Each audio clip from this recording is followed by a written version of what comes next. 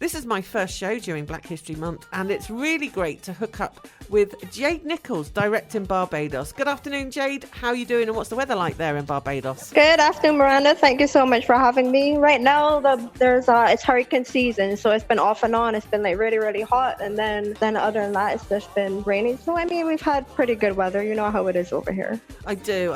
Although I've never been to Barbados, I've always wanted to go. One country I hope to get to in the near future. We are celebrating the beginning of Black History Month here in the UK. Do you celebrate Black History Month over there? Yes, we do actually. It's in February and not October. I don't think it's as serious as it is in the UK and America, but we still highlight certain people. Like we have Chantel Lane, Sheena Rose, there's Garfield Sobers, who's the cricketer. We have so many people that came out of Barbados. And then can't forget Rihanna. Like she's the number one person that has really helped to put Barbados on the map. How many of these people do you personally know?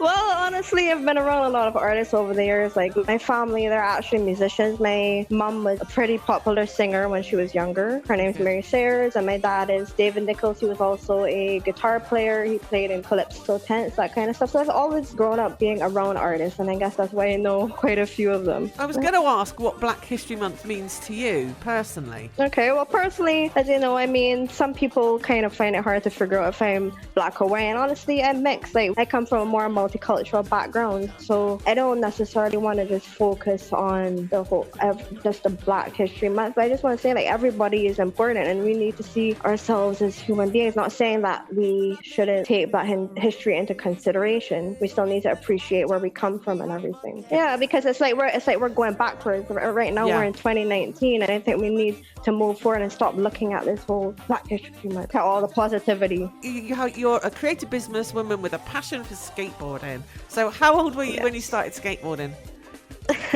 Well, I started skateboarding when I was 7 years old. Like when I was younger, I was always interested in sports, but the school that I was going to, they didn't really focus on it. They more focused on academics. So I transferred to a school called St. Winifred's School, and there they more focused on academics as well as sports. So I was like, this is finally the opportunity for me to excel at sports. So I did almost every sport that I could. I represented Barbados in surfing, triathlons, I did cricket, I did football. I became Victress Ladorum in 2011 when I was almost finishing school. Just went all out, and skateboarding is what really stuck with me because I just felt free being on a skateboard. And skateboarding teaches you never to give up. So once you can apply that, like I just found it was just so much more refreshing than all the other team sports. And what about the kind of culture that goes with it? Yes, it's the thing about skateboarding is that it's a lifestyle, it's an art form, and it's also a sport. So it all comes down to the music that you listen. You can listen to whatever music you feel like listening to. You don't need to listen to the whole bunch of music. I find people get a bit misled and they say, oh, well, I need to listen to heavy metal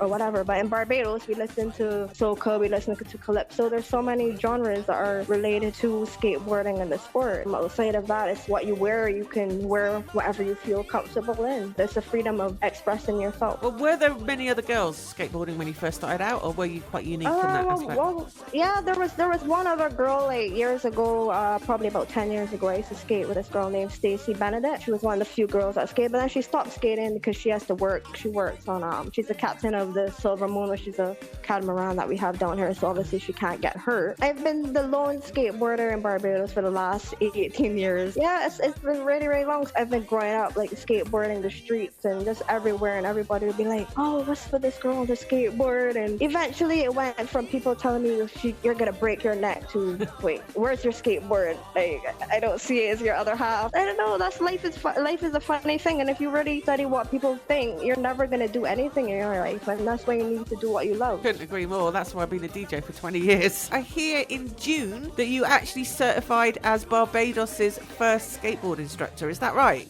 Correct. The first Barbados instructor and the first female. So that's such a monumental moment for me that you don't even know. That's so cool.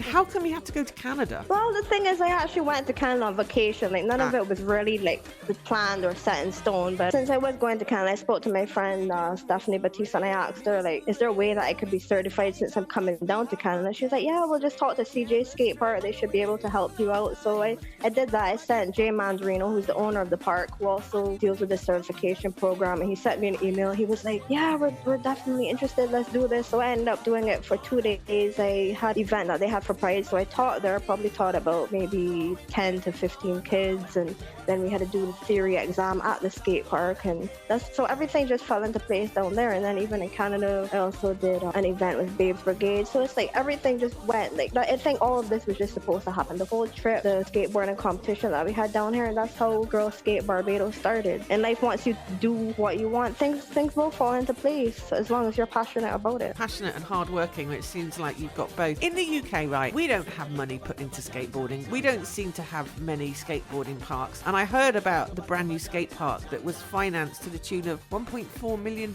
Is that right? Yep, by the Maria Holder Trust.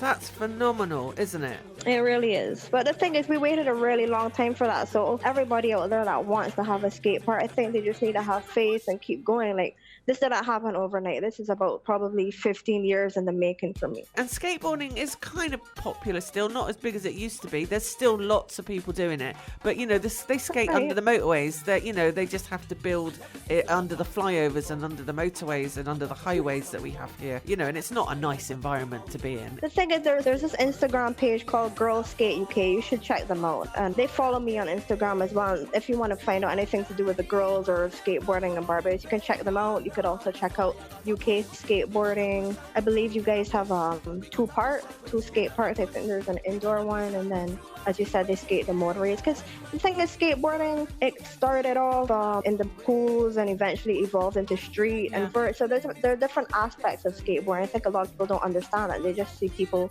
skateboarding in the streets, and that's pretty much it. Yeah, I hear you. So you're now an instructor. Yeah. What kind of age group do you teach? Just 4 years and up. So the youngest I've actually taught is 2 years old. No way. And the eldest is about 61. Yep. So you can check out the page, just Girls Skate Barbados, and you'll see. Sorry, I got to rewind that. Did you say from 2 years old to 61 years old? Yeah. That's amazing. Yeah, that's correct. Males and females. That is totally awesome. I would so love to see a 2-year-old and a 61-year-old on a skateboard. Actually, a 2-year-old is the daughter of Raj Paul, who is a local designer over here, Raj and Acacia. So you could check them out and you'll see the photo. Definitely. And then the 61-year-old was actually my lawyer. I don't know if he wants me to be calling out his name, but he tried it. He did really, really well.